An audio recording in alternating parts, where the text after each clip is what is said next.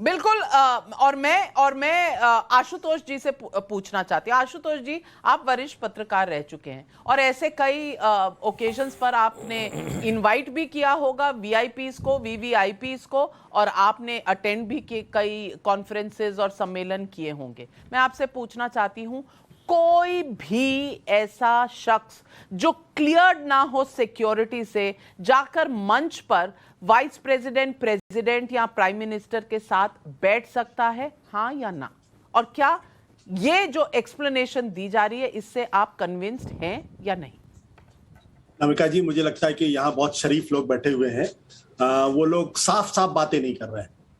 साफ साफ बात यह है कि वाइस प्रेसिडेंट साहब हामिद अंसारी साहब आईएसआई के एजेंट हैं और उन्होंने भारत की बहुत सारी नेशनल सिक्योरिटी के जो तथ्य हैं वो पाकिस्तान को एक आईएसआई एजेंट के थ्रू उन्होंने कम्युनिकेट किया है और दिया है। ये ट्रेजन है, देशद्रोह है और गद्दारी है। लिहाजा तो स्वतंत्र रूप से घूमने का कोई अधिकार नहीं होना चाहिए, किताब लिखने का इंतजार भी नहीं होना चाहिए।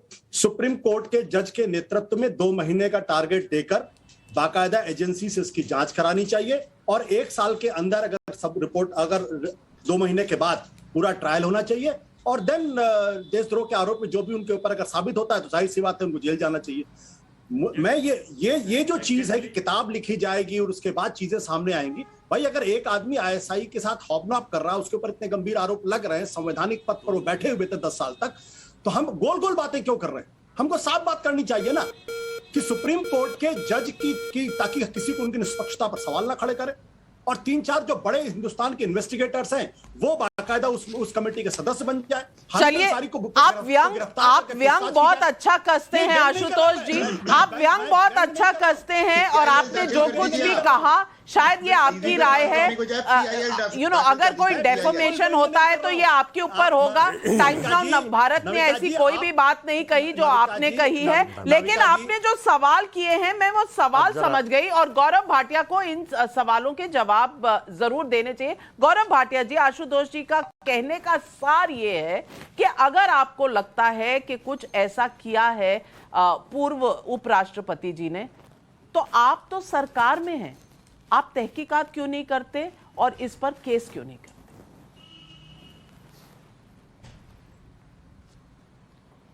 नाविका जी बहुत ही शरीफ वरिष्ठ पत्रकार भी हैं आशुतोष जी, और उससे ज्यादा शरीफ वो एक राजनेता भी रहे हैं। उनकी बात को मैंने बड़े ध्यान से सुना और मैं इतना ही कहूंगा कि सरकार को, एजेंसी को क्या कार्रवाई करनी है ये एक शरीफ पत्रकार से हमें समझने की जरूरत नहीं है।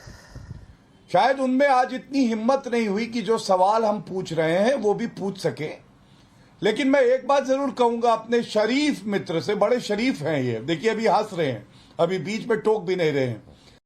शरीफ मित्र जी, जितना बड़ा पद उतनी बड़ी जिम्मेदारी और देश सर्वोपरि है, देश से ऊपर कोई व्यक्ति नहीं है आशुतोष जी।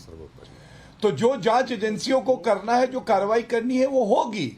और जैसे सोनिया गांधी जी को 21 तारीख को बुलाया है ना ईडी ने, तो सबसे ज्यादा शोर कई आप जैसे शरीफ लोग मचाते हैं। सुनिए, अभी बीच में मत टोकिए।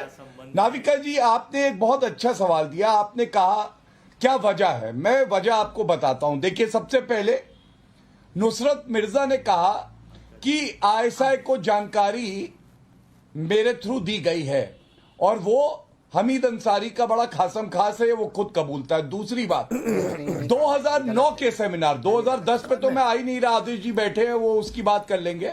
2009 के सेमिनार में उपराष्ट्रपति के साथ मंच कैसे साझा किया, ऐसे कार्यक्रम मैंने भी करवाए। मैं आपको नाविका जी बता दूं, एक एक इनवाइट किसको जा रहा है, नंबर होके जाता है, कौन कौन आएगा। मंच की बात तो आप छोड़ दीजिए। तीसरी बात, क्या हामिद अंसारी जी ने खंडन किया है? हाँ, उन्होंने एक बात कही थी अपने खंडन में जो पहले आया था, आई नेवर इन्वाइटेड हिम और मेट हिम। हामिद अंसारी जी, ये 2009 की जो आपने कॉन्फ्रेंस अटेंड करी नुसरत मिर्जा के साथ, इसका जिक्र क्यों नहीं किया?